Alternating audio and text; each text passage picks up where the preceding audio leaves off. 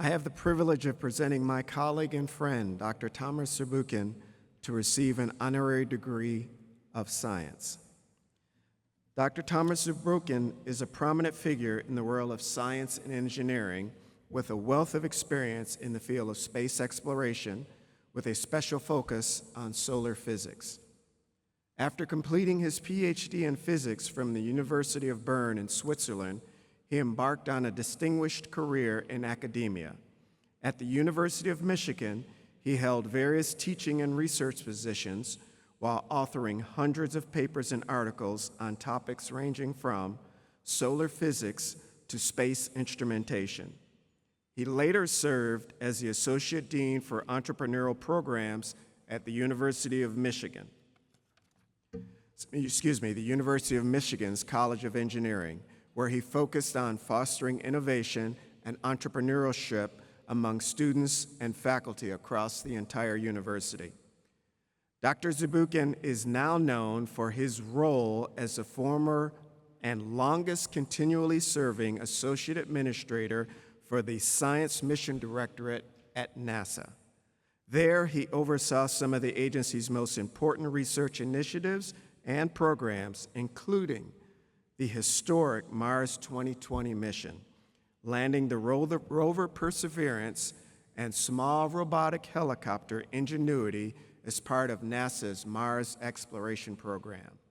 He is also credited with leading the launch of the James Webb Space Telescope, the images from which are reshaping our understanding of our own galaxy and beyond.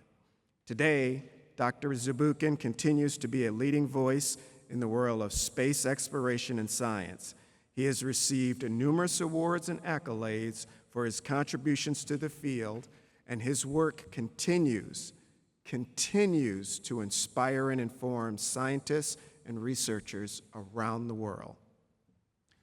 Dr. Thomas Zurbuchen, for your significant contributions to the field of solar physics, engineering, and space exploration, for your commitment to teaching and inspiring the next generation of scientists and researchers, and for your leadership in entrepreneurship and advancing the frontiers of human knowledge. By the authority vested in me by the Regents of the State of New York and the Board of Trustees of RIT, I confer upon you the Honorary Doctor of Science with all of the rights and privileges pertaining thereto.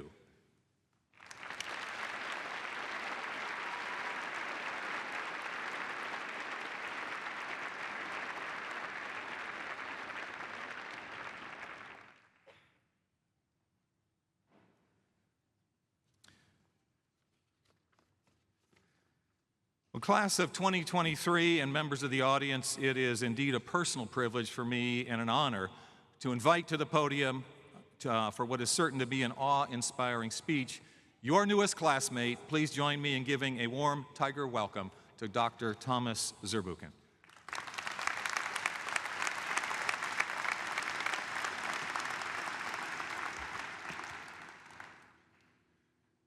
Good morning, everybody. When I'm next to the president, I feel short. This doesn't happen very often. But I wanted to start and let you know that I've had the opportunity to work with the deaf community. I know Sean Forbes, a deaf American hip-hop artist from Detroit, who is also a graduate from Rochester Institute of Technology's National Technical Institute of the Deaf. So I want to first tell you that he sends his regards and congratulations, but I'm going to pause and make a few comments in American Sign Language. Hello. Congratulations. You made it. I am proud of you all. I want to tell you that first I thought of asking Sean to teach me those signs, and after seeing the movie Coda and also knowing my desire, especially with my family, to teach kind of some inappropriate words in Swiss German maybe, I was so glad that Dr. Kurtz actually helped me with this. So thanks so much, Doctor. Really appreciate it.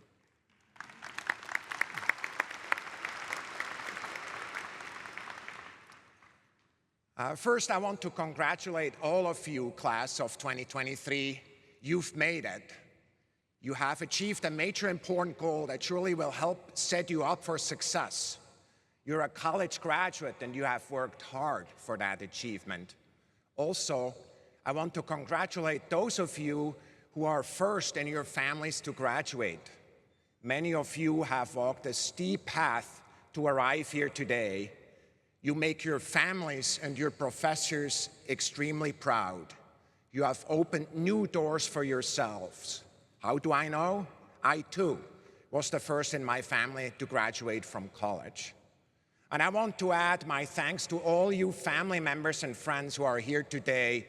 As Fred Rogers once famously said, all of us have special ones that have loved us into being. You have been part of these students' path, and you have supported them through up and downs, and you will be there for them in the future. I feel the love and the pride in this room.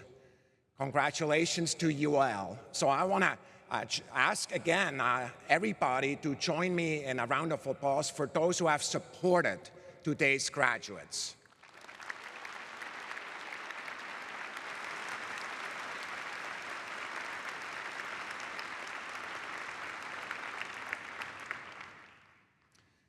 I remember standing in a nearly empty room last July. I was looking at a startling image of the universe captured in a totally new way, in infrared light, and I was in awe. I was looking at the deepest image of space ever captured, something that only a handful of scientists had yet seen. It does not happen very often that we can look at the universe in a totally new way. In 1609, 1610, Galileo looked through a first telescope and found stunning surprises. Jupiter had celestial companions, the Galilean moons, as we now call them. And I always wondered how he felt when he saw the universe anew. Then, on that afternoon last July, it happened to me. I saw the universe anew. Some light in this picture I was looking at had taken over 13 billion years to make it to the telescope that imaged it, the James Webb Space Telescope, the most complex and most expensive space mission ever undertaken by humanity. As I stood there, I noticed that my eyes were welling up. The sense of awe was almost too much for one person. But that wasn't the only reason for that emotion, frankly. As a head of NASA's science program, I had been part of the struggle to build this telescope for 6 years, and first it seemed almost hopeless. Within less than a year on the job, I could see that we were in deep trouble. Despite spending over $1 million per day, we were not getting any closer to launching it. For nearly 2 years, every day, the launch moved 1 day to the right. Every 6 months, the team made a mistake that would set them back another 6 months. Soon, I was invited to testify to Congress, and I don't recommend that at all. Our elected representatives were rightly wondering whether this project would just be too much. It was devastating for the entire team and tens of thousands of astronomers worldwide. They wondered whether this groundbreaking technology could ever even get off the ground, much less photograph deep space. The next steps were not easy. We had to make major adjustments to the team leadership and culture, but with a final lifeline given by Congress and very deliberate changes, the team got better and better each day. When we launched the telescope on Christmas 2021 on our European rocket, we started the most complex and most risky deployment of any space system in history. We were there, despite all odds. Earlier, when a science journalist did an online poll of experts regarding whether they believed JWS-2 would ever work, the vast majority admitted they had no hope. There was another reason why my eyes were welling up that afternoon in July. Growing up in a farm village in the mountains of Switzerland, I had looked at the sky as a child, and I had dreamt about the stars. I did not know any engineers or scientists when I was little.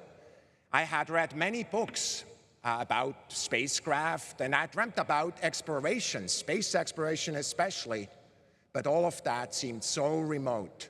Growing up in my strictly religious family, science was neither studied nor appreciated.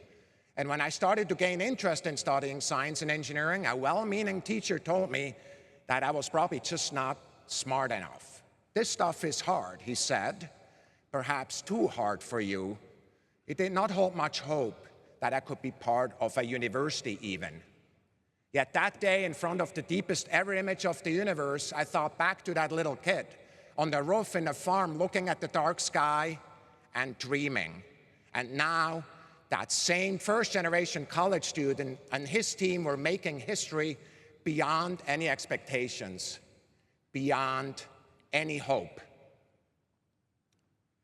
As we look into our world today, there are many things that truly worry us at a global scale. The aggression of Russia against Ukraine, reigniting the fears of nuclear war I grew up with as a child in Europe. Tensions originating further east that challenge our deeply held societal principles about freedom and government for and by the people. Gun violence in the country here and there, and inequities here and around the world. Fundamental concerns about how we treat one another as humans. Hate and fear, so it seems, have taken a hold of so many hearts. Hard-won freedoms are at risk. And after running the largest earth science research program worldwide, I'm keenly aware that our planet is changing more rapidly than many had predicted. That's not a matter of belief or theory, but about collecting and understanding data gathered from space. From the vantage point of 39 active NASA-built spacecraft are right now, as we're sitting here in Rochester, looking at the Earth, the most beautiful planet we know, and we measure ice levels, floods and droughts, and sea levels every single day. And we also observe devastation, both natural and human-made. For example, there were 2 so-called 500-year floods in Florida since 2020. So with all this, how can we have hope? Because we can choose to be hopeful. The decision to have hope is sometimes not popular or even reasonable. How do we think of ourselves? Do we stack up our anxieties and doubts until they become a wall of doom? Or do we see ourselves like Gene Kranz, who spearheaded the return of the hopeless Apollo 13 mission when he declared that failure is not an option? It takes lasting courage to achieve big goals, and it's not a one and done. We need to recommit to hope on a regular basis. And yes, when it comes to big goals, failure is an everlasting possibility. Fear and hope are often neighbors when it comes to the biggest decisions. Know that and do your best anyway. See, hope is not just a feeling, but it is manifested in belief and in action. When asked what he would do if he was told the earth would stop tomorrow, reformer Martin Luther said, "I would plant a tree." He wanted to commit a last act of hope. Here's what I believe. It's act of hope that changed the world for the better. Inventing a new medical device, running a new company, harnessing a new form of clean energy, creating a non-for-profit that is focused on societal impact, being a civil servant in a state with an economy that is 4th in the world, just looking alone like my colleague over there, advocating for deaf actors in theater and in the movie industry. In fact, imagining an astonishing telescope. Each of these are acts of hope, and courage matters, and in their aggregate, they create new ideas, new solutions, new ways of seeing and being. Primatologist and anthropologist Jane Goodall warned us about the absence of hope when she said that the greatest danger in our future is apathy. The decision whether to be hopeful is up to us each day, and so is the courageous decision to act on that hope and work hard to make it happen. Let's go back to Christmas Day 2021, the day we prepared to launch the James Webb Space Telescope. I was in Kourou, near the tropical rainforest in French Guiana, at the European Spaceport right by the equator. The teams had worked so hard, and all of it now hung in the balance. Hope and fear were really close together, with two speeches in my pocket, one nobody remembers I gave, and one I never wanted to give. The pressure was enormous, as tens and thousands of researchers and millions of space fans were watching live as the countdown occurred. This event drew the international community together in a big way. Let's live through it again. Standing by for terminal count. À tous de DDO, attention pour les décomptes finales. 10, 9, 8, 7, 6, 5, 4, 3, 2, unité, top. And we have engine start. And liftoff. Allumage UAP, décollage. Décollage, liftoff from a tropical rainforest to the edge of time itself. James Webb begins a voyage back to the birth of the universe. People around me were in tears. Some of them had worked 20 years for this telescope project, and I felt a great relief and great hope. The European-led launch team and the US-led spacecraft team had achieved perfection. They brought diverse sets of skills and strength together as a powerful collective. The spacecraft was unfolded and put 1 million miles away from the Earth. And we're opening a new period of science and exploration, exploring the skies in ways that will surely affect how we think not only about the sky itself, but also our place in it and the history that got us here. By the way, I just wanted to make sure that you understand that the person who was in charge of most of the time of this telescope so far is in the room. Could you please stand up, Professor? Yes, you.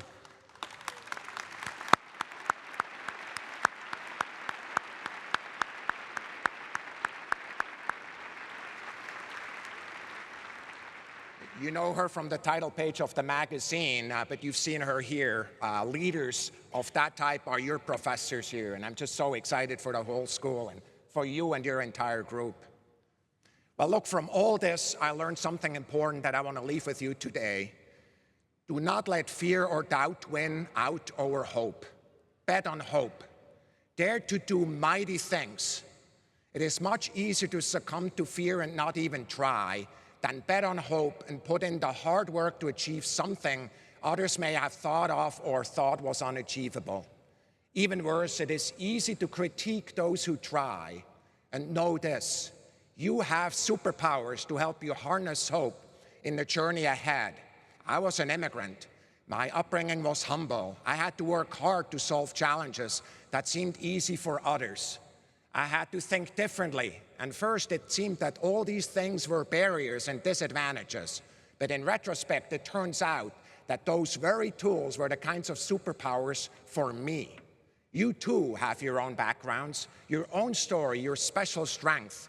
Some of you have a tremendous challenge and challenges ahead or before in your life that you have or had to overcome. Some of you have experienced disadvantage and discrimination, or perhaps, like me, you didn't have a roadmap for higher education. Some of you have just always colored around the lines, or like the guy who stole the president's golf cart yesterday, you know, breaking some of the rules from time to time. I'm sure you know who you are. But each of you has superpowers that are unique to you. Use them. Better yet, find others to team up with whose skills and experience are different than yours. The power of that kind of diverse teams is unstoppable in this business of hope. This is a day of hope, a day of new beginnings. As you look forward in the path in front of you, it may look a bit ambiguous and sometimes even a little bit scary. But know that being your authentic self gives you superpowers. Don't worry so much about the grand master plan in your career and your life. Go ahead and dare mighty things. bet on hope, listen to the universe, launch into it, find opportunities to work with and learn from, and those who bring different skills and experience to the table. And remember that, even in challenging times, there's an opportunity to make the impossible possible. For that journey, I wish you nothing but the best of luck. Congratulations, good luck, and go Tigers.